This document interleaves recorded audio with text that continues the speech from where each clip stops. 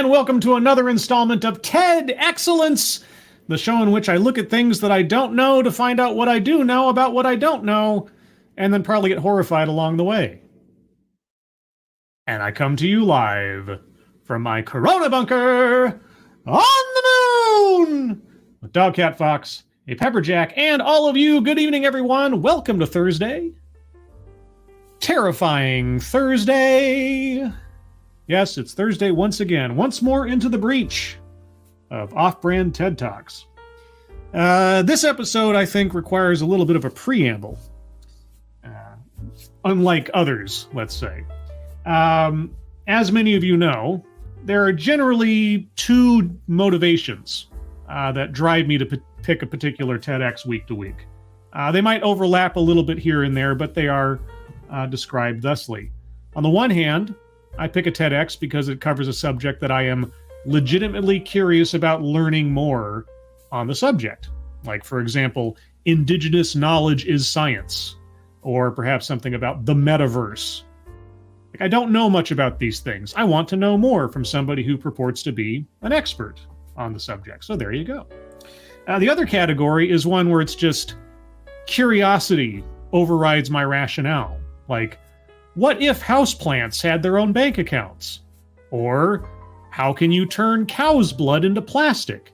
You know, subjects like that are a bit weird and I don't understand what's going on. And again, I just want to know, just for the sake of knowing. And then once in a blue moon, there are subjects that come across my threshold, let's say, that are of a serious nature. That I automatically, just on the face of it, don't really see necessarily any humor in it, but perhaps morbid curiosity drives me more than anything else. But also with the intention to, again, understand something. Even if on the face, a subject or a purported argument from a title of a presentation is something that I reflexively, cringe away from, it's better to at least entertain an idea without necessarily having to accept it. Because if you're going to oppose something, disagree with something, it's better to at least have some understanding of that, to know what it is that you're disagreeing with. And that's pretty much what drives tonight's selection. Along with the fact that several of you out there notified me of the existence of this one. This one actually came out in early 2019, which was just about half a year or so before I started doing TEDx's on the regular. And also was highlighted by Christopher Rufo on Twitter, who has been a crusader against such things as this. But either way, thank you for those of you that DM'd me or tagged me in his tweets to let me know that this existed. And so on that basis, here we are. Is the surgical world ready for adolescent gender surgery? All right, there's the preamble, but who's joining me on this adventure into perhaps dark and horrifying territory? Jaeger Pony, hello. Keeverdan, hello. Noah Asensio, hello. And happy anniversary, by the way. Corey Suzuki, hello. Mike R, hello. Who else is here? Zeke Weiss, hello. Hammond Beans, hello. Mike R, if I didn't already say hello. Hello, Mike R. I might be doubling up myself. Useless Cook, hello. Rotten Corpse, hello. Chicago Mike, hello. Who else? Scrolling down. J2022, hello. Roger Reynolds, hello. Attack Alpaca, hello. Fake Gamer Cat, hello. JD Melquist, hello. And Tall Person, hello. Spud Gun, hello. Kanan Crystal Wing, hello. Emperor WR Costin, hello. Keldrig, hello. Simic Magic, hello. And Simon Willikins, hello. And if I missed anybody, or you're joining in late, or you're lurking, hello to you. Liesel7, hello. Jam, hello. Ostzan, allo, allo, allo. All right, so yes, that's all the preamble. Bingo card tonight is bingo card A. A as in tonsillectomy. That was the winner of the poll for the bingo card tonight. Okay, have I given enough lead-in time? Have I explained myself thoroughly enough? Are we prepared? I don't know if I can make humor out of this. I guess we'll find out. Might be gallows humor. I suppose we'll see. But with all that being said, let's get into it, shall we? This one clocks in at just under 13 minutes, so let's go. Again, this was published back in March, I believe, of 2019, and has been hyped up by Christopher Rufo and several others. Again, thank you guys for notifying me to its existence. I couldn't avoid the possibility of taking a look at it. All right. Deep breaths, everybody. Deep breaths. Let's listen in on whether the surgical world is ready for adolescent gender surgery, even though we kind of know it's already taking place. Here we go. 7 a.m., the alarm beeps, and 12-year-old Avery gets out of bed. 12-year-old Avery. Okay. Whew. Deep breaths. Deep breaths. Everybody hear that okay? I will say the sound quality on this one is a couple notches above most TEDx's. I didn't have to do a whole heck of a lot to clean it up. Hammond Dean says, wow, that voice. Jay Hess says, I'm already feeling nauseous. Yeah, I'm right there with you. All right, 12-year-old Avery gets up and... She has to decide between a dress with monkey bar shorts or a glitter top and leggings. Now, shoes, they're always hard. They need to be practical for PE, but also fashionable. She brushes her teeth, combs her hair, puts a headband in place. She grabs her granola bar, lunchbox, and rainbow unicorn backpack and waits for her carpool to pick her up.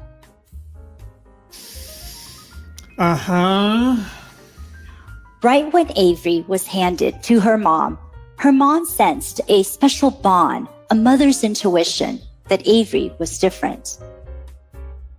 Oh, mom thought this, did she? So from birth, mom...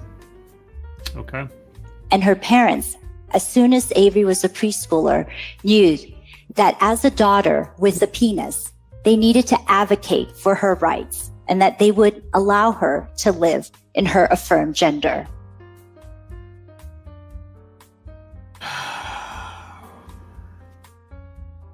Okay, so mom decided at the moment of birth that she was unhappy with the gender of her child. Aha. And of course, what Avery thought of himself was absolutely not in any way, shape, or form guided, coaxed, or otherwise, let's just say, engendered by mom's desires and determination. It's all what Avery thinks is true. Oh boy. Early on, they sought the help of a child psychologist so that she could live in her affirmed gender. I don't know how I'm going to get through this one, guys. Okay, so just as for full disclosure, I am not a parent. I do not have children of my own. There are family members of mine that do have children. I have had relationships with women who themselves already had children, but I do not have children of my own. I do know and have in my life several individuals who have, in one way, shape, or form, transitioned genders. But all of them, to the best of my knowledge, made these decisions for themselves when they were full-grown adults. Thankfully. And I don't have anything untowards or sideways to say about that at all. If you're a full-grown adult and you've considered these things, and it's nothing that you're doing just on reflex. Nobody's pressuring you. You're not doing it because it's a fad or something. Your life is your own. Your body is yours. But when it comes to children, I cannot help but mentally, morally, and physically within my stomach, which is now twisting slightly, feel otherwise. But I'm sure we'll continue that as we go. Thank you so much, Keldrig. Your daughter is really your son. Stop messing them up like this. Yeah. Yeah. Okay. Thank you, Keldry. That's very generous of you. Appreciate it. Let's, thank you, Keeverdam, as soon as it pops up here on StreamYard. Apologies, 1 second. There's always a little bit of a lag. Keeverdam, thanks so much. You got through a speaker who hated her own young daughter's blonde hair. Surely you can get through this one. I remember that one. Oh, boy. Remember that? Yeah, she hated her own daughter's blonde hair. I did a TEDx several years ago with a psychologist, not unlike the one, I think, that our speaker is mentioning now, who talks about affirming gender of second graders and so on. Yeah, this is a sensitive subject, but this has come up recently in the news as well. Hospitals performing the kind of surgery implicated in the title. And okay, we'll get through this. We'll get through this together. I'm trying to keep an open mind. I'm trying really hard. Currently, only the principal at the school knows that Avery is gender expansive or okay, that's a new one to me. Gender expansive? Transgender. Wait. The principal at the school knows that Avery is gender expansive or transgender. Okay, yes, let's go to the bingo card. Let's try to break this up with some kind of levity. I don't know if that's a new buzzword, but I've never heard that before. Gender expansive. So I'm circling new buzzword, buzz phrase. Let's also go into the other ones real quick so we can remind ourselves what we're listening for. Collectivizes owned demographic. Not yet. Systemic institutional. Not yet. Sales pitch for product or service. I'd say the surgery itself is probably a service of a kind, but we'll wait on that one. Childhood or family anecdote. I may or may not count the Avery one. She's not talking about herself. Usually I hold it to the speaker to use that, but we'll hold on that. Diversity, equity, and inclusion. Plays victim. Microaggressions, unconscious bias. Well, probably. Privilege. Contradicts own point or argument. Patriarchy. Weightless example. Wage gap. Feminism. Marginalized marginalization. A list. White supremacy, word salad, self-vilification or wretchedness, argumentative non sequitur, mind reading assumes motives. I think we've already hit that one with assuming that a child has any notion or cognition of their gender identity that isn't being imposed upon them by an adult. So circling that one. Benevolent condescension, we'll probably get there. Anecdote that probably never happened, not sure yet. And leaves out vital context. All right, so far we have attempt to coin new buzzword, buzz phrase, mind reading assumes motives. I'm going to circle free space just for the heck of it. So 3 squares on the board. Let's go. And when the signs of puberty started to show, they took her to a gender clinic for kids to start gender affirmation therapy, which is the use of medicines and possibly surgery later on to physically align someone with the gender in which they identify.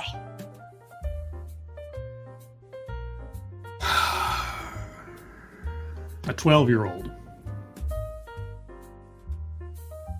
So you're going to use drugs and or surgery at the time of puberty transition, speaking of transitions, to stunt, alter, stop that from taking place before the child is even old enough to sign a contract.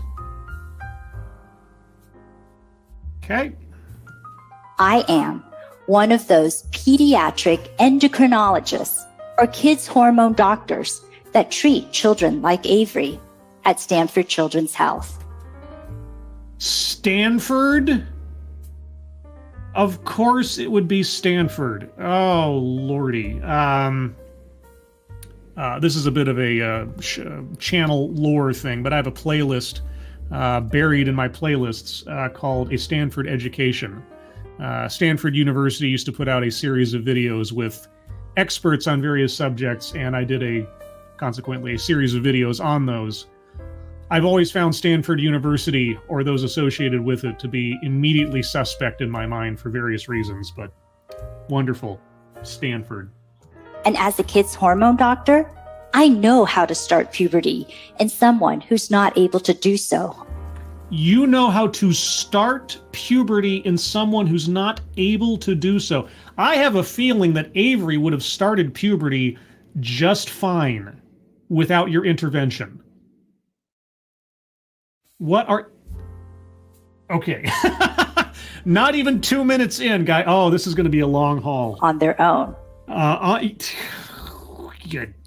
Why don't you let nature take its course first before swooping in and perhaps permanently altering a child's development on a whim? Good gravy. Thank you, A2P, for the My Hero Dogcat Fox. Oh, Dogcat Fox. Wowie fucking wow. Yeah, that's the Dogcat Fox. Thank you, A2P. Appreciate it. And that was Satsu 2 cents donating his lovely vocals to Dogcat Fox. Okay. I also know how to put puberty on hold if it develops too early. Every sentence out of this lady's mouth right now. Therefore, my training puts me in a unique situation to be able to help someone like Avery. Help. And as a girl with a penis, she is not going to have the chest development or the body shape that she wants. Instead, she is going to make testosterone. Her face is going to develop facial hair. Her voice is going to deepen. Her Adam's apple is going to become more prominent. Her chest will broaden. And of course, her testes and penis will enlarge. Her parents knew that these signs of puberty needed to be put on hold with the pubertal blocker.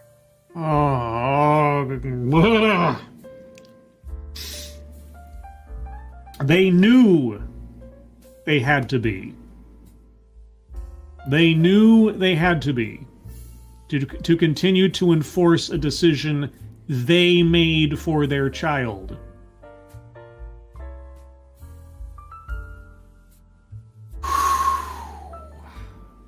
Which is a medication that is used to stop the chemical messages from the brain to the rest of the body that says, hey, it's time to develop.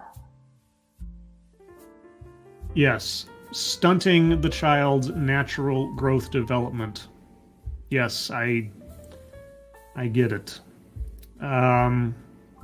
What happens, and I know this may or may not, well, I don't know. This may or may not come up in the talk.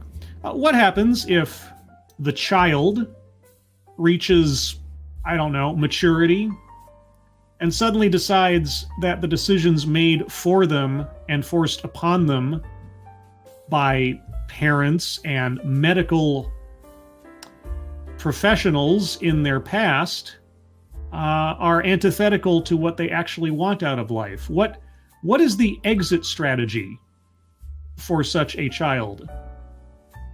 I wonder if she'll address that.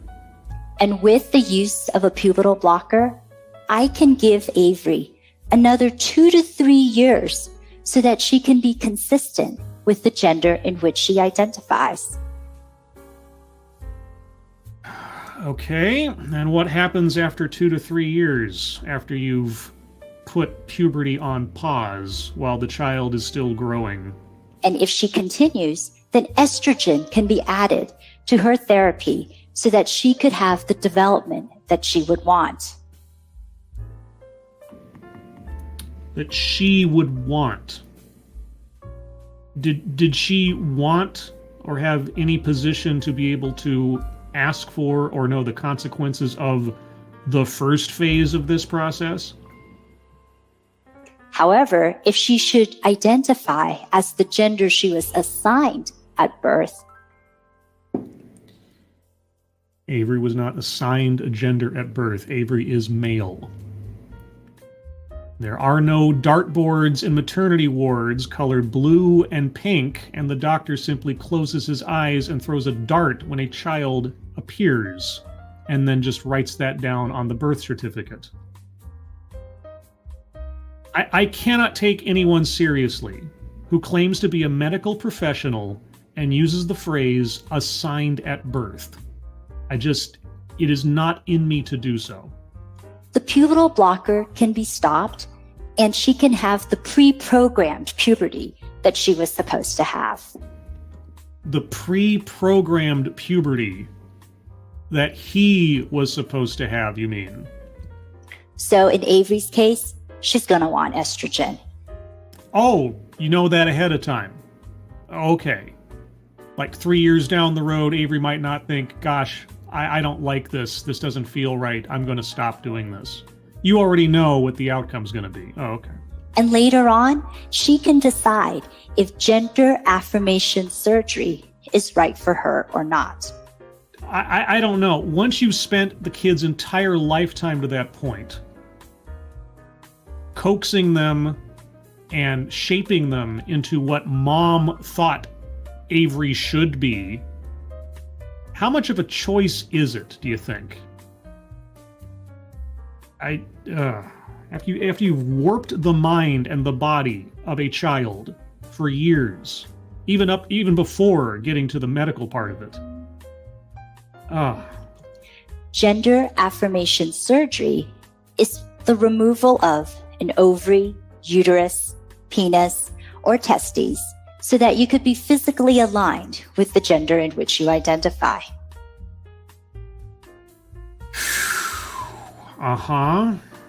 And right now, gender affirmation surgery is reserved only for those who are 18 years of age or older. Why is that? Please tell us why that is. However, for someone like Avery, would it be more beneficial for her to undergo gender affirmation surgery before the age of 18? I don't know. Do you want to completely castrate a child before they have any real notion of what that's going to mean for their long-term health and psychology and so on and so on? I don't know. You tell me, lady. Well, here, let's take a step back and let's just talk about the basics of an argument. Okay, so currently, the thing you are advocating for is reserved for 18 years old or older, right? Okay. Explain to us the rationale behind that barrier. Right? And then offer, as best as you can, an argument in the alternative. Because if you do not at least explain the other side of the argument, then your argument really doesn't have a leg to stand on. If you don't find a reasonable exception to the current policy, then you're just making stuff up. So, are you going to do that? You think? 18 is the age of majority, and many states have laws that prevent sterilization or the permanent removal of reproductive capability. Yes. Why is that? Why is that reserved to the point of being a legal adult? Why is that? However, these laws were made at a time in transgender adults could not easily get medical or surgical treatment. That doesn't answer anything. And therefore, these laws were made when people like Avery were not being considered. People like Avery were not being formed by their parents to believe something that was literally untrue.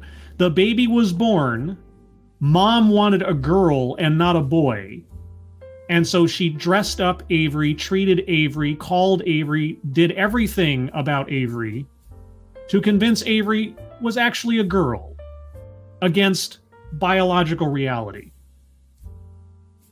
This is not Avery's choice. You told us your own anecdote, your own story puts a poison pill in the idea that any of this is purely the child's desire.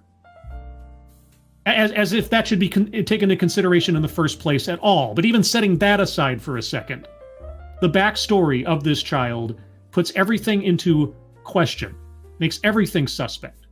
But you have no problem with this. That's perfectly fine. Mom wanted a girl. Mom didn't want a boy.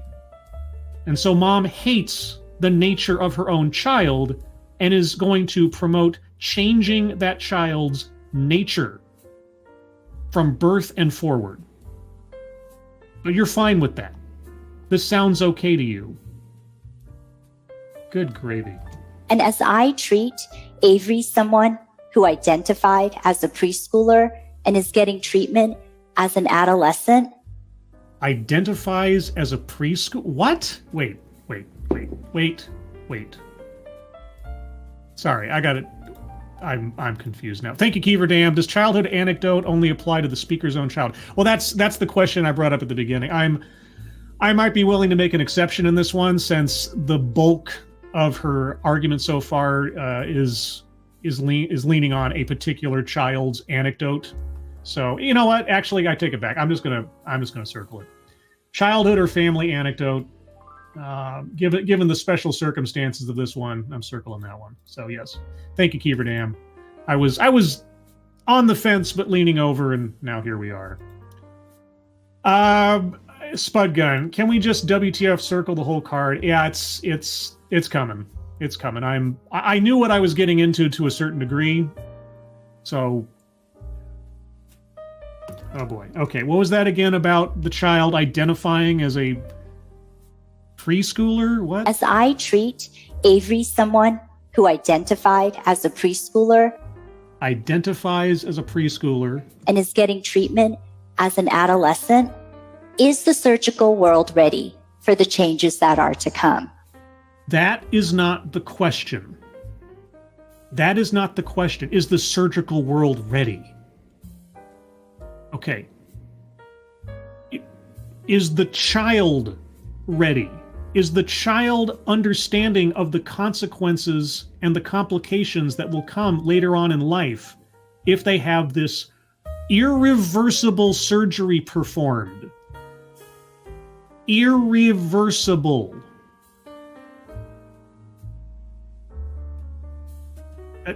You are asking decidedly the wrong question. We'll show them, guys. Are you guys ready for this? You understand you're turning this child into a pawn to make a statement by asking that question, right? Or don't you? Currently, I don't think so. Well, explain to us why. But if we start thinking about these changes today, I think we can make a difference. Why is the law set at 18? Why is the medical community not ready for this? You have to explain the other side of the argument. At least give it some fair hearing if you're going to make any reasonable attempt at a counter argument. Not that I think that there is one, but I'd love to hear the attempt made.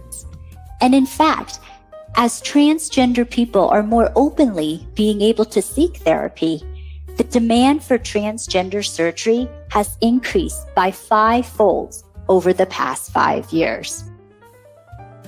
And I'm assuming that this involves legal adults. And is that inherently a good thing? Now, thank you, Chicago Mike. As a child, I once identified as a dog, only because I wanted a dog, but I grew out of that phase. Well, Mike, you see, it's not a phase, right? If a boy ever, puts a bath towel over his head like he has long hair, or a girl puts on pants, obviously they've made a determination that is going to stick with them their entire life, and is a statement that the parents have to take seriously.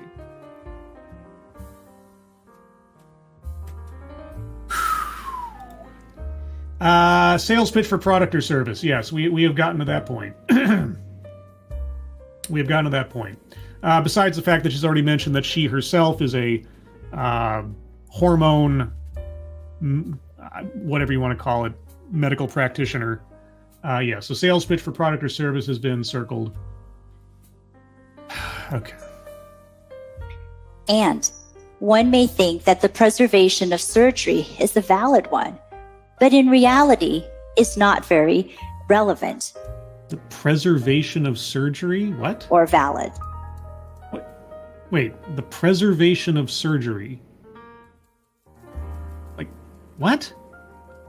18 is the age in which minors are protected from making permanent decisions about their reproductive health, because the thought is then at 18, they can decide what they would like to do.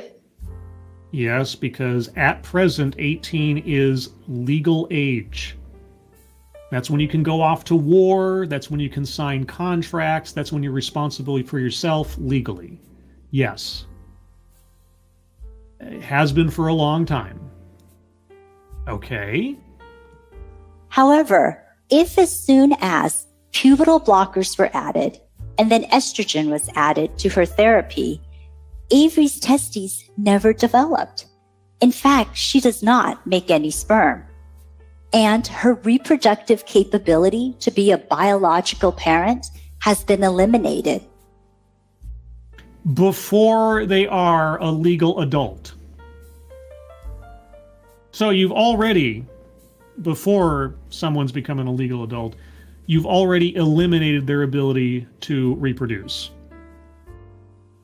You've already effectively sterilized this child. Okay, how do you continue from that statement? Her testes are non-functional. And in medicine, don't we often recommend the removal of non-functional organs like an appendix? Okay, so because you have sterilized this child prior to the age that they would be a legal adult to make their own decisions, well, since we've already destroyed this child's reproductive system, might as well remove it. It's not an appendix. You have forcefully deadened part of that child's system. And so you're just like, well, might as well. Are you kidding me? I do this maybe for the first time with absolutely no humor whatsoever. What the fuck are you talking about? What the fuck is this? What the fuck is this? Right? Yeah, so the argument is, well, we've already broken it, might as well take it out. We intentionally destroyed this child's reproductive system, might as well remove it. That's your argument. That's your justification. Really? Holy, I didn't know what to expect from this one, but man. So therefore, does it make sense for Avery to wait until she's 18? Or should older adolescents be allowed to have surgery before the age of 18?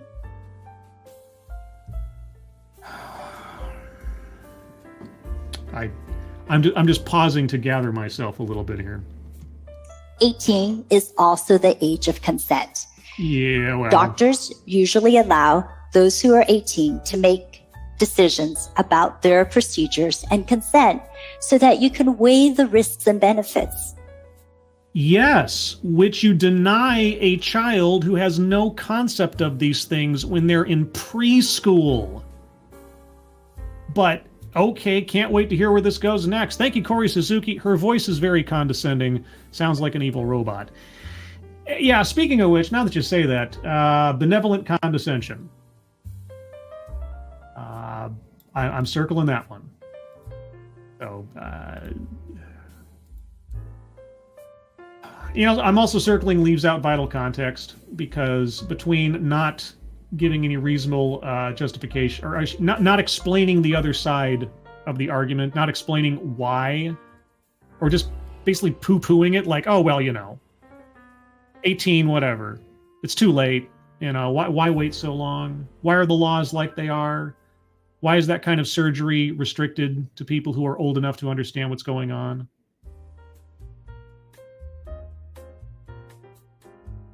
But primarily just kind of leaving out the fact that this has nothing to do with Avery's informed consent. This has everything to do with a child that has been shaped by their mother since birth, because mom has a problem with having a boy for a child.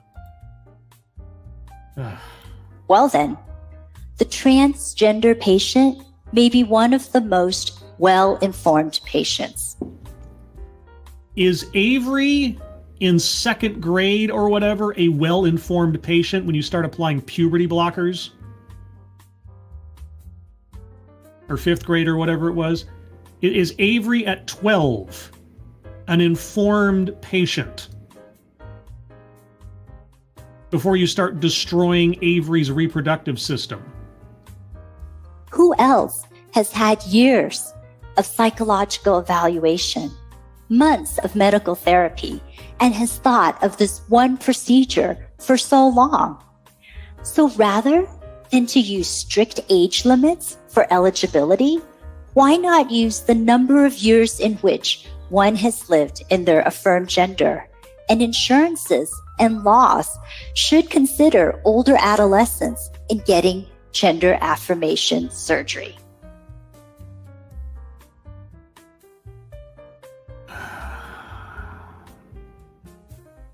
Avery did not live in his gender by choice.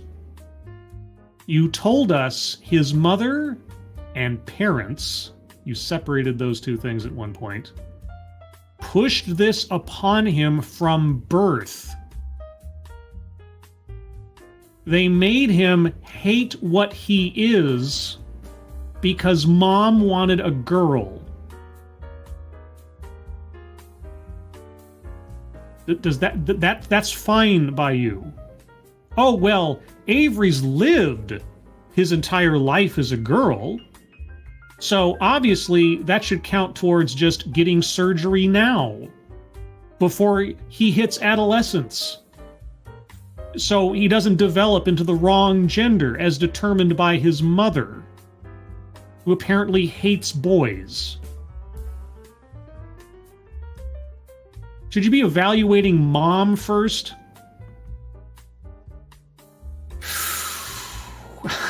Sorry, guys. Man, I didn't think this one would hit me this hard. Thank you, Snubbirth. Lady Forget's old standard was you live 1 full year as the gender you transition before the doctor approves. They got upset at that and changed it. Oh, was that how it used to be?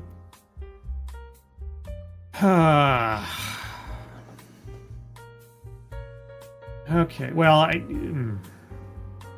like I said, if you were a grown adult and you've thought about these things and you've gone through consideration and you've had consultations with mental health professionals and surgical professionals and everything else, and you are a full-grown legal adult and you want to move forward with such things, have at it.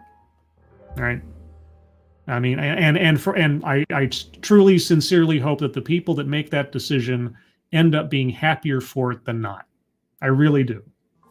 Okay, but the scenario that is being presented to us by our speaker is the last thing I would think a reasonable, rational person would say is a good candidate for chemical castration and then surgical removal of the sex organs. It just...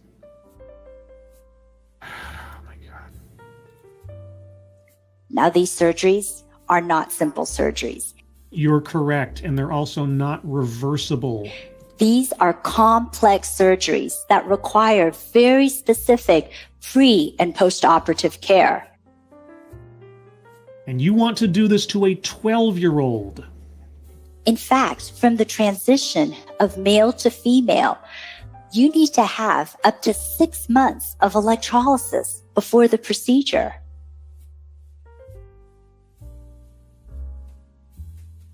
Thank you, Chicago Mike. What if I identified as Locutus of Borg? Oh, well, then we'd have to weld metal parts onto you and replace your eyeball with a laser pointer. And then, well, I mean, cats would love you, I guess. Okay, so you're going to take this 12 to 15-year-old, because you're going to put them on puberty blockers for 3 years or whatever, and then remove all the hair from the kid's body in preparation for this irreversible surgery. A kid that has been conditioned since birth to believe that he is in the wrong body. And then afterwards, daily exercises so that you can keep the grafted tissue functional. The grafted tissue functional.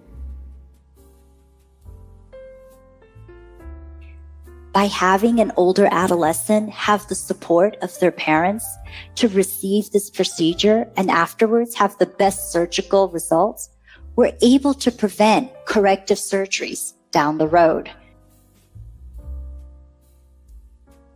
Wait, so you mean by having parents who are in on this, parents who are there to continually back up this decision in a child, prevent corrective surgeries? What would need to be corrected? Everything's exactly as it should be, right? What is there to correct? Once you've taken it off, it doesn't come back. What, are you just like popping stitches? What are you talking about? So why not allow older adolescents before they leave the home to have these procedures and then go out into the world and let them live authentically or off to college and be able to live authentically? Yeah, why allow them to live some life on their own, away from home and away from potentially poisonous parents, to make their own decisions in life first before deciding, or having decided for them, to undergo irreversible surgery and medical procedures? I don't know. Why would you? What is their authentic self before they get outside of the home? How do they even know what their authentic self is? Do you know how much self-realization and self-development I experienced simply leaving home for the first time to attend college? You know how much of a difference it made to be on my own for the first time? To have to make my own decisions? To have to decide what I was going to do with my time and my life? Right? Not having the comfort or the safety of home to run back to, but having to really stand up and take responsibility for my own actions. You know what a life-changing experience that is? Oh, of course not. It doesn't matter. We already know exactly who we are by the time we're 12, and mommy and daddy are telling us what to do the whole time. We know how to live authentically under the yoke of some ideological nutbags who are actually my parents. Oh yeah, no, you're right. Authentic self. Go out into the world as your authentic self after you've been remade in your crazy mother's image of what her child should be, but was born incorrectly into. Are you even listening to yourself? Good gravy. Until recently, it was not easy for transgender adolescents to receive pubertal blockers and undergo only one puberty that aligned with who they identified. And it is a sad thing that those days are starting to get behind us. Previously, they had to undergo the programmed puberty that they were to have, and that caused psychological distress. Before, we were able to add in cross-sex hormones and then give them the puberty that they would want. So imagine you go through your first puberty and then you get to do it again a second time, but with the opposite sex hormones. You mean with full growth and understanding of what I'm getting myself into and not being imposed on me by people who are making decisions for me that'll affect me for the rest of my life? I mean, that kind of thing? Having my own freedom of informed consent? Yeah, well, you know, them's the breaks in not committing child abuse. I don't know what to tell you. Now that is even more distressful. However, one may argue that being able to have your first puberty and have your organs fully mature is the actual advantage, because now sperm and egg could be preserved and you could preserve your biological parenting. Yes, I guess that would be if you're going to undergo this kind of thing and you have any hope of being able to have or produce a biological child at some point later in life. And what's wrong with that? However, this does come at a cost. So you recommend not having someone develop to the point where they could conceivably preserve their own genetic material to be used in the creation of offspring at some point later in the future. Just sterilize them when they're young and yank out all the plumbing. Wouldn't want to take any risks. Thank you again, Snubber. So she's one of those puberty is psychologically traumatic people. Yeah, I don't wish her bad things, but I don't wish her well.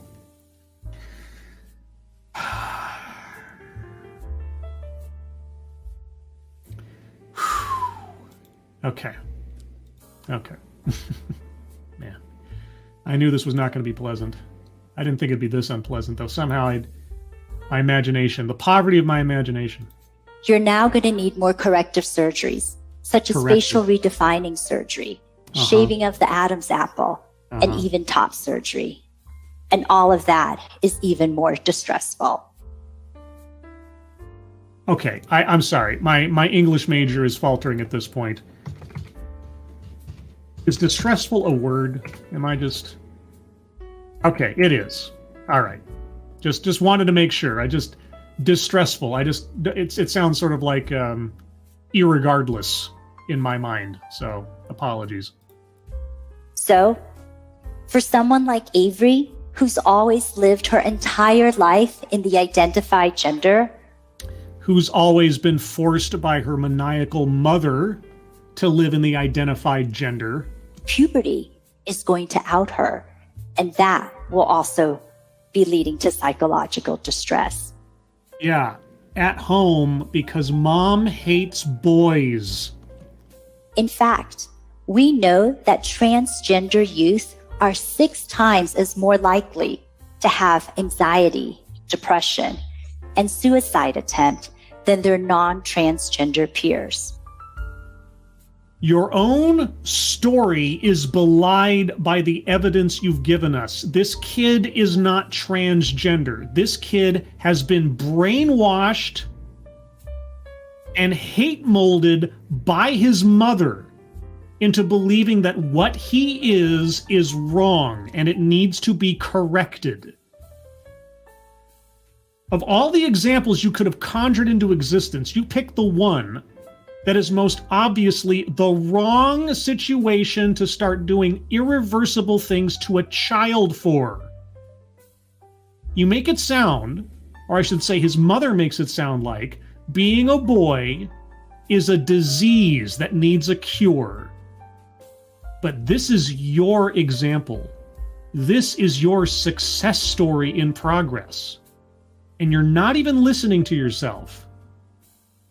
Or you simply don't care. I think it's probably the latter more than anything else. And just by giving them treatment with affirmation and parent support, we're able to lower those risks of anxiety, depression, and suicide attempt back to the levels of their non-transgender peers. How about later in life? What about 10, 15, 20 years down the line? Do you have any stats on that? After you've completely mutilated a child from 12 and onward with parental support. Well, what is the quality of that parental support? And this work was done by Dr. Christina Olson. Okay. At up to 6... Who's Christina? Is that supposed to mean something to me? Okay, Christina Olson. That's not you, right? Okay, so... weeks of embryologic... Sorry, let me back up. Pardon me. And this work was done by Dr. Christina Olson. At up to 6 weeks of embryologic development, by prenatal imaging, one cannot tell the difference between a male and female genitalia. So... what? It's still in development. But of course, the healthy thing at that point, in the prenatal phase, would be to inject chemicals that would stunt that growth so we don't have to have this conversation, right? right? Because you got to get in there early and completely alter the makeup of a child before it has any opportunity to make that decision for themselves, right? I mean, okay. All right, so the fetus is still developing after 6 months. Yeah, and? Embryologic development follows a very specific pattern, and then the two differentiate into male and female organs. Yeah, it's almost like it's how nature works. Where could you possibly be going with this? But this initial analogy and similarity in tissue is important. And that is what doctors today use so that from the male genitalia, a vagina can be created. What? And afterwards, even physicians cannot tell the difference externally. Oh, good. Well, what about the reverse? Why don't you tell us about the whole, woman transitioning to a man? Why don't you tell us about that genitalia surgery? Can you do it in the opposite? How does that work? Now, my surgical colleagues are going to need to come up with new techniques so that they learn how to work with the limited tissue that's going to become available from the adolescents who had been on pubertal blockers and did not have development. Wait. I'm sorry. So, where are you? Who are you getting the fetal tissue, the embryonic tissue from to do the? Am I? Okay. I have literally lost the plot. What is it that she's suggesting here? Where are you getting this tissue to create the genitalia in opposition to biology? And you're only talking about it going one direction. What about the other?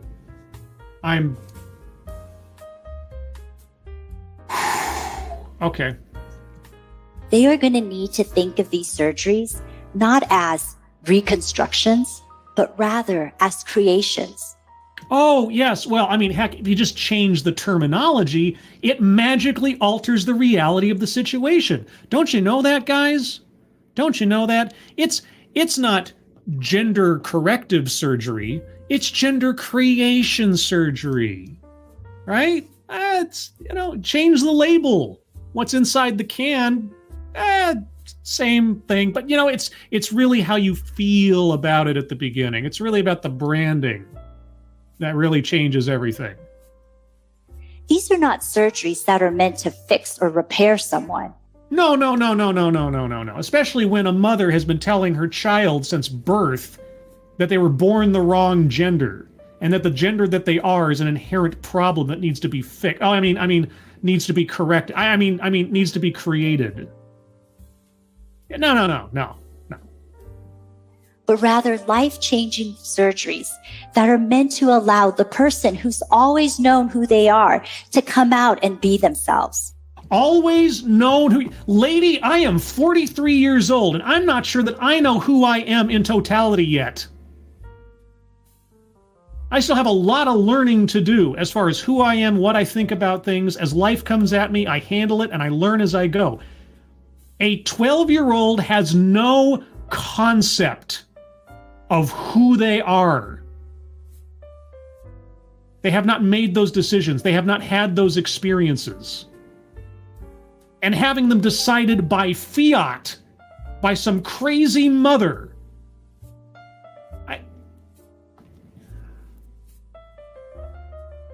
If the mother decided that from birth, a child needs to be injected with, heroin every day, so that the child can be closer to mom, who's also a heroin addict.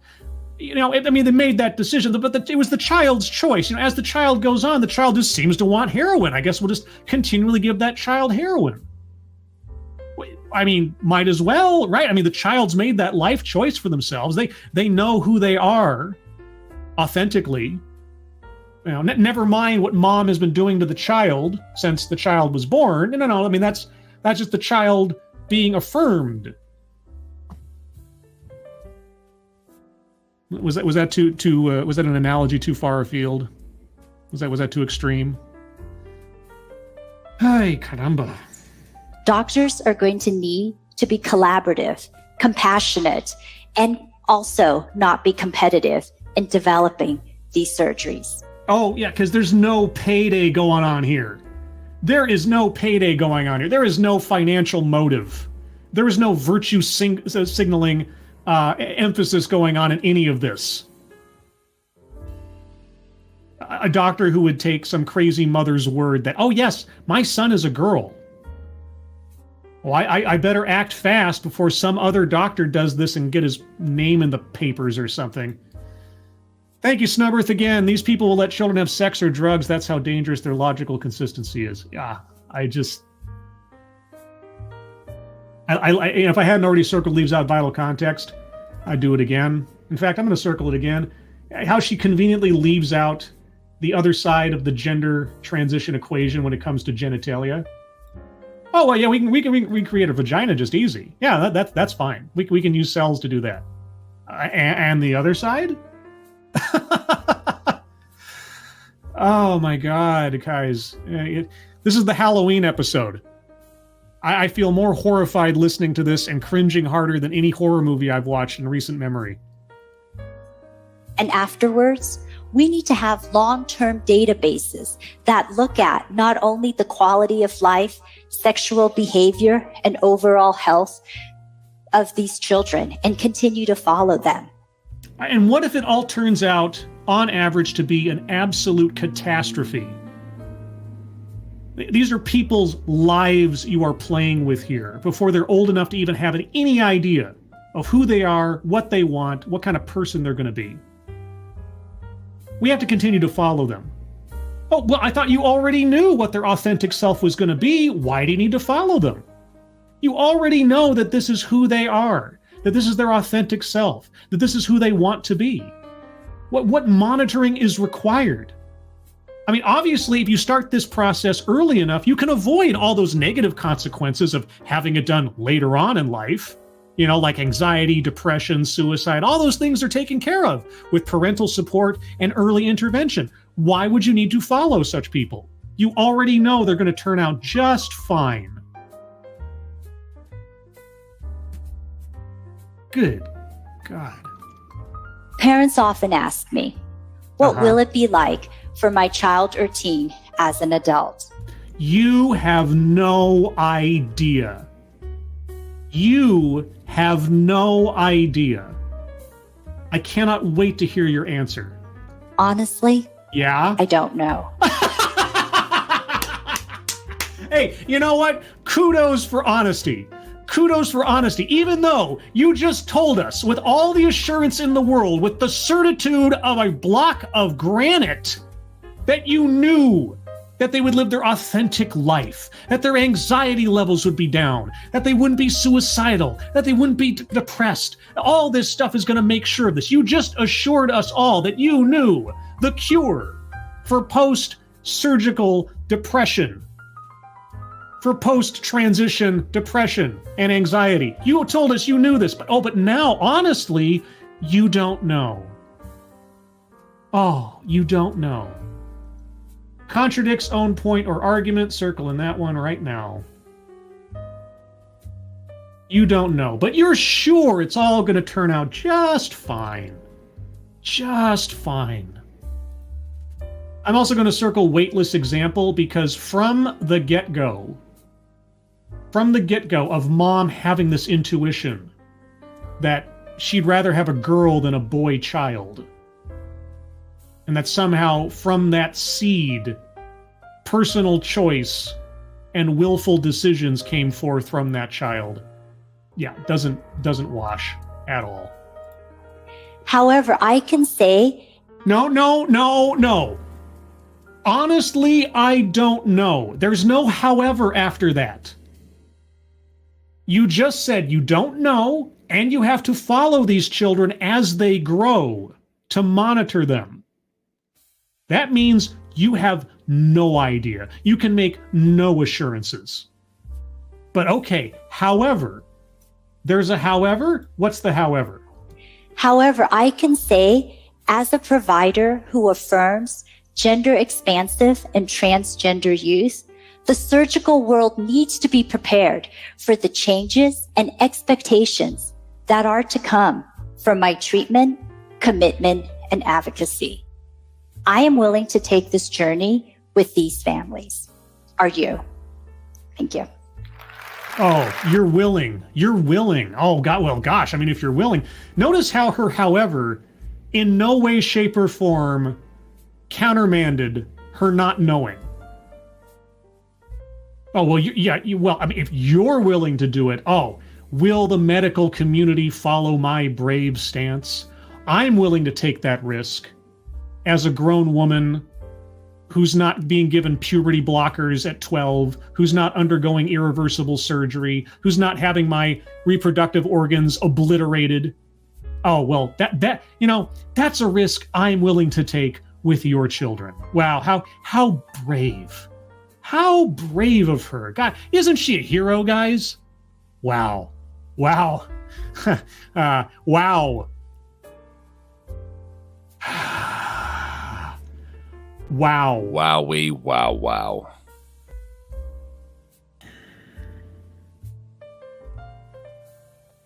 Okay. It's only been an hour. I feel like I've been sitting here all night. I really do feel like I've been sitting here all night listening to her.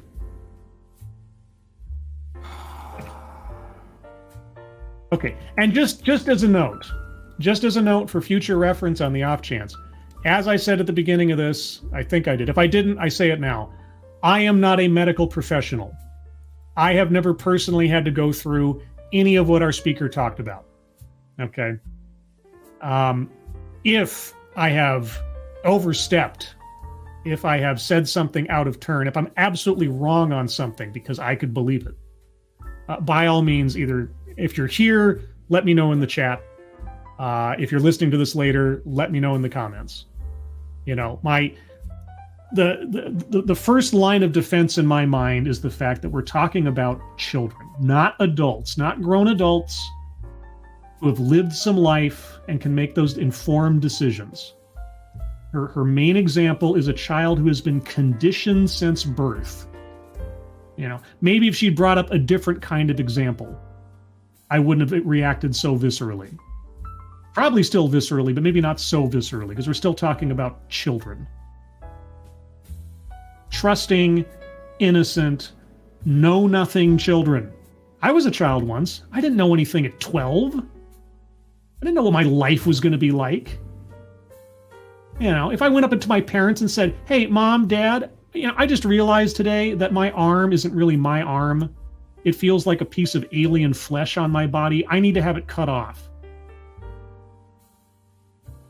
My parents would have looked at me sideways, rolled their eyes, and moved on with their day, because I was probably just being a weird kid. You know, but if that thought somehow stuck with me all the way up through to being an adult, and I'd gone through therapy for it and something else, and I really, really wanted to cut my arm off, I really hope the doctor that I went to for it would say no. But what do I know? Anyway, okay. All that being said, real quick, thank you again, Snubbers. These people let children have sex. Oh, sorry, that's chat froze up on me. Sorry, I saw it. I've got two chat windows open. I've got the live chat and I've got the StreamYard chat. Thank you for this one, Snubber. Some of you will suffer, but that's a risk I'm willing to take. Farquhar over here. Yeah, exactly. Yeah, I'm brave enough to take this stance on behalf of children that I'm coaxing into something that they can't turn back the clock on once it's done. Are you willing to join me in that effort? Okay, anyway, let's get on to the bingo card. Where are we at with the bingo card? This is where we're at. So what I'm going to do is I'm going to go through it one more time by myself. If you guys have arguments for squares to be circled, please hold on to them. I'll get to you momentarily, and then we'll see what we get out of this. Thank you, Chicago Mike, again. I normally don't drink hard liquor, but after that, I think I need a shot of tequila. I got my pepper jack here. I needed it tonight. Okay, collectivize his own demographic. Medical professional as a... she mentioned her title several times, which, I mean, it is a demographic of a kind. I might be being a little loosey-goosey here, but tonight I don't particularly care. Systemic institutional, the medical industry, the medical institution, and so on. I think that's more than fair. Diversity, equity, and inclusion. She never said the words. I could see arguments for that square being circled, but I'm going to leave it up to you guys, because as it is a bingo square, and she didn't actually use the phrases, I just want to make sure. Plays victim. Okay, this is a tough one, because sort of like the childhood or family anecdote, do I want to apply some of this to her example rather than her?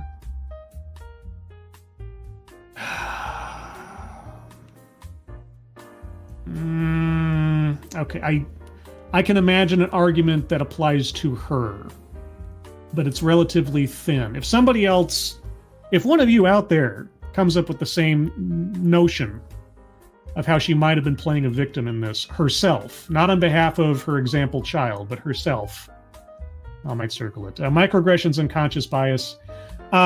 Yes, when she talked about how if Avery was allowed to develop any further, then his natural development would out him, etc., and other such things.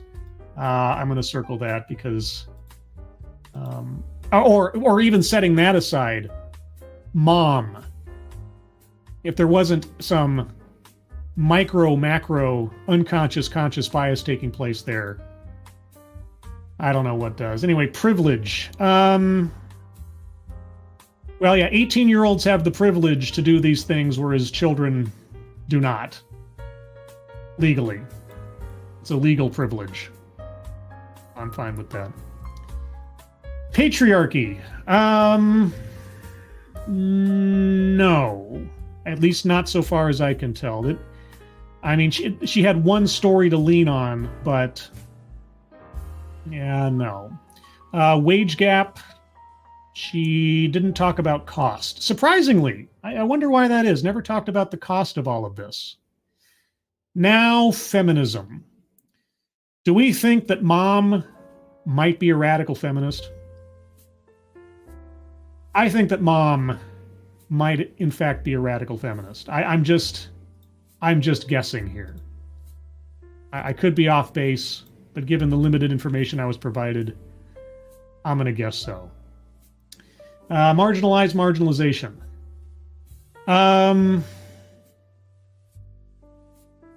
It was implied by the anxiety, depression, suicide, etc. Yeah, I'm gonna sort of. I'm not doing any of this out of humor tonight, guys. It's just a list. Was there a formal list?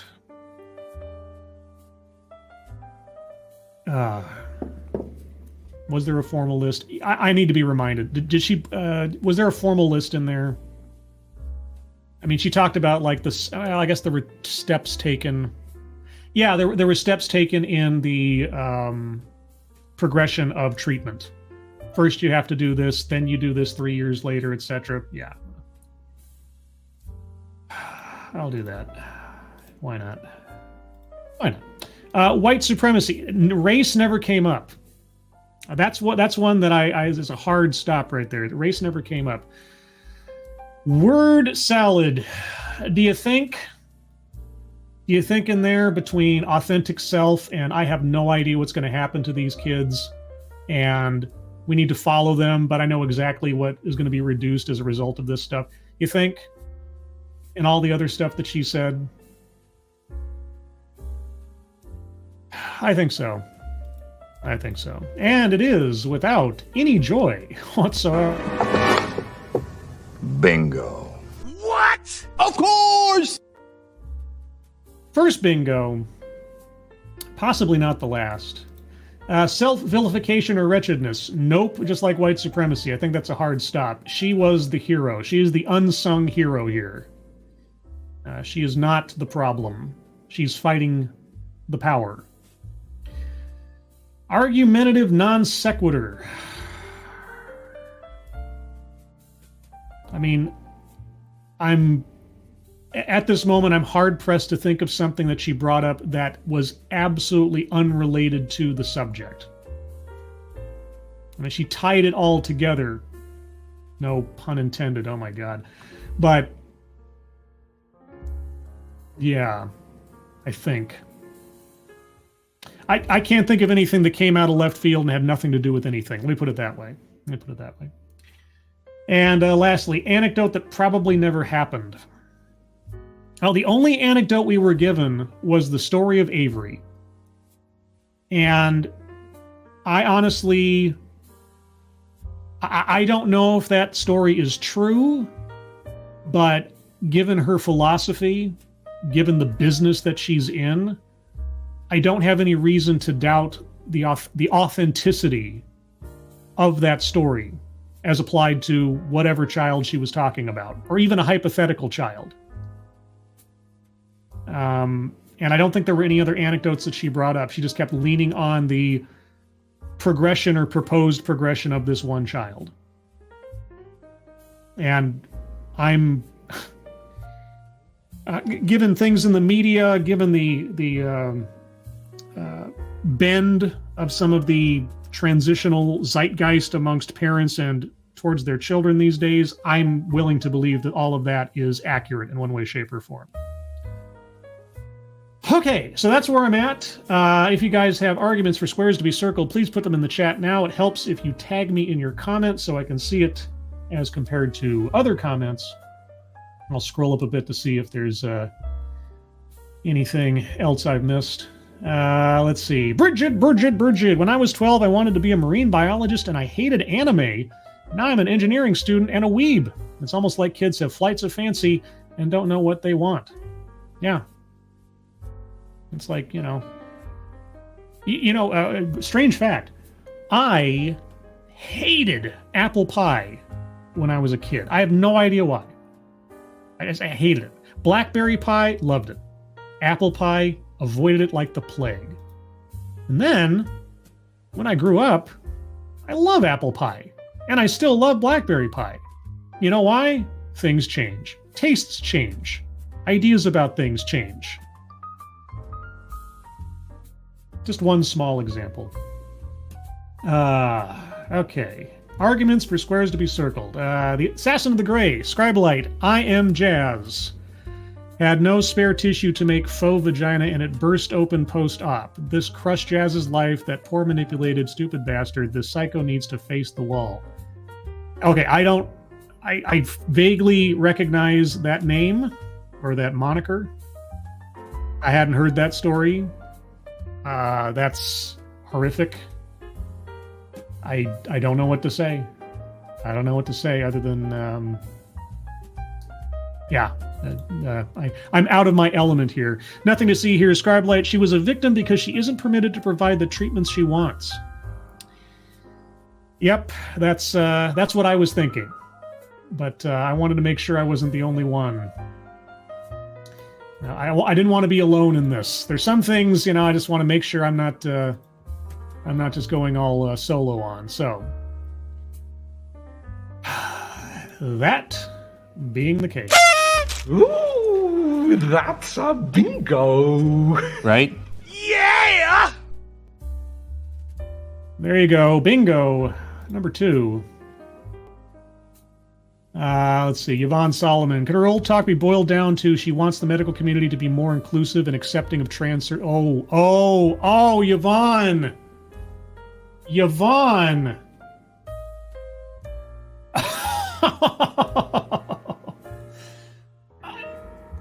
I cannot argue with that. I literally cannot argue with that. I mean, good job. Good. Oh, won't somebody please? Bingo. B-I-N-G-O. Okay! right? Oh, oh, oh boy. All right, that's 3 bingos. Any other arguments for squares to be circled? I think we're getting down to the nitty-gritty here. Let's see. Ebony Williams, hello, by the way. Bridget. Until 8th grade, I wanted to be an archaeologist. In elementary school, I wanted to be an astronaut. I work as a support worker at a group home with a degree in psychology. I've told this story multiple times in the past. I had a friend in college who spent the better part of both his electives in high school and then community college and then into his 4-year degree to become an engineer, right? An electrical engineer. And then he got out into the world, and within like 2 years, he found he hated it. And then one day, just by chance, he went with his family to get some professional photographs done, like a family photo kind of thing. And he started talking to the photographer about his lighting setup, because, you know, he's an electrical engineer and he knew a little bit about that. And the more he talked to this photographer guy, the more he got interested in trying to become a photographer. And then he became a professional photographer with really well done lighting. I mean, stuff happens, things change, right? Nothing is inherently set in stone necessarily, right? About how you see the world, you see yourself, you define what you like, what you don't like. You know, and that's not me saying that people who have come to this decision, like I say, there are people in my life, thankfully, grown adults in my life, who considered things like this for a very long time, thought about it, lived their lives long enough to know what was and was not right for them, and they made some very drastic decisions, but ultimately it's what they wanted to do. And I have every hope in the world that they are happier for it, and feel better about themselves, the world, and elsewise. I really do. But that's the differential. They were grown adults. They'd lived something of a life outside of the cocoon of their childhood before they found out who they were. When I was living in the cocoon of my childhood, I was around the exact same kids I'd grown up with, because I was born basically and lived in the same house my entire life, in the same neighborhood, around the same kids. I went to school with the same kids all throughout elementary school through high school. And I felt, even at high school, I felt like I was pigeonholed, right? Because I had nowhere to expand socially. I'd already been defined as a particular kind of person amongst the people that had known me my entire life and the people I'd known my entire life. And then I went off to college, away from home for the first time, away from all the people that had knowingly, unknowingly, psychologically, whatever, kind of put me on tracks as far as how I saw myself in the world, how I defined myself socially, and so on. And I tell you, I had more transformative experiences in the first 2 months of being away from home than I'd had in the previous 12 years. And finding out who I am, what I like, what I'm interested in. I had more, I could go on forever, but it's just, so when I hear this lady talking about how some 12-year-old, 15-year-old is going to have any notion of what the rest of their life is going to look like, especially given the origins of the whole thing with mom, very scary thing. Bridget, Scribelight, there's a wage gap between what she's making now and what she could make with these search. Speculative is outside the scope of the talk, but thank you, Bridget. Thank you. Angry Illinoisian, whom else got a blackout bingo on this one? Relatively close. We've been closer before.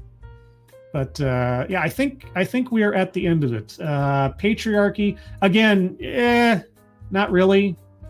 Like I said, the mom example kind of puts that there. Wage gap, no. Didn't talk about race. Didn't make herself out to be the bad guy. And as disturbing as her arguments and examples were, they were all related to the talk. Nothing came out of the blue, so to speak. So I think we're there. But hey, 3 bingos. It's an accomplishment of a kind, I suppose. Spud Gun, you're ridiculous lunatic. The baby thing was the WTF moment. The baby. Yeah, the embryo deal. I think that was it. I think that was it. Yeah.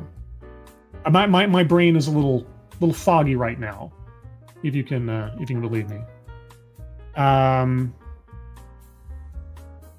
Oh, that was a non sequitur. Well, no, it wasn't a non sequitur. I mean, she didn't explain it. She left it kind of hanging there. You know, I could put two and two together after a second, but it was related to what she was talking about. Like I said, she left out the other side of the equation in that particular treatment. But anyway, yeah, I think I'm going to call that here, guys. I just, I had an idea of what to expect, but then that was my presumption. The clip that's been floating around on Twitter, I didn't actually watch it. I'm like actually averse to watching TEDx's now ahead of time on the off chance I might actually do a show on them, just so I can keep it all, keep it real, as they say. I missed a WTF. How did I miss a WTF? I only did one. And I mean, the whole thing is a WTF at the end of the day. Would that make it, would that make it better if I just call it the whole thing was a WTF? Just for the hell of it? Okay. What? What is that? What the fuck is that?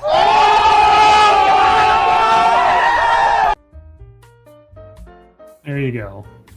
Second WTF. Circle the second time. And I'm going to call it there, guys. So, there we go. Programming notes.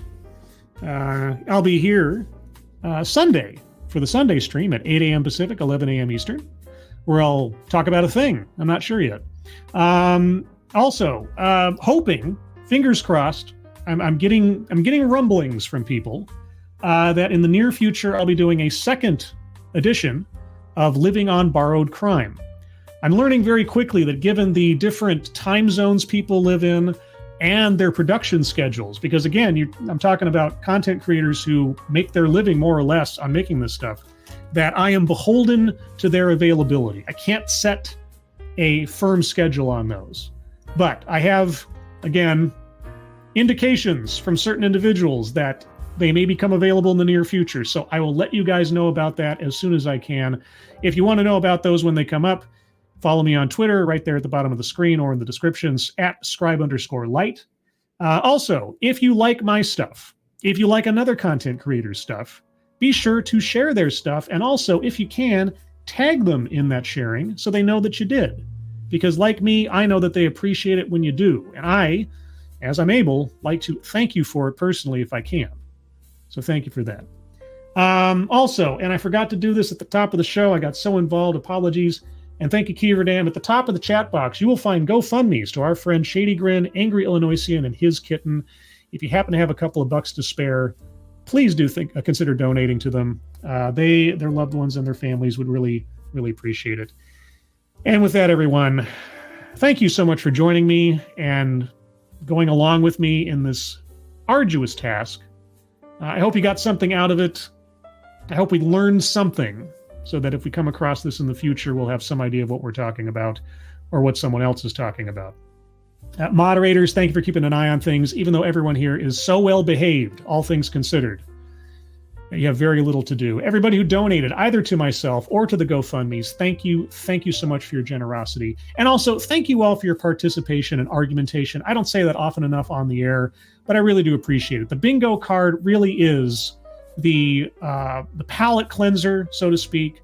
It's where you stop and you think about what you've heard and you think about what you gained from it or how it fits into things. And I can't tell you how much I appreciate your arguments, your points. Either way, thank you so much. Everyone, thanks for joining me. I hope you are all safe and well. If you are not well, please get well soon. And I will see you on the next one. Take care. Bye-bye.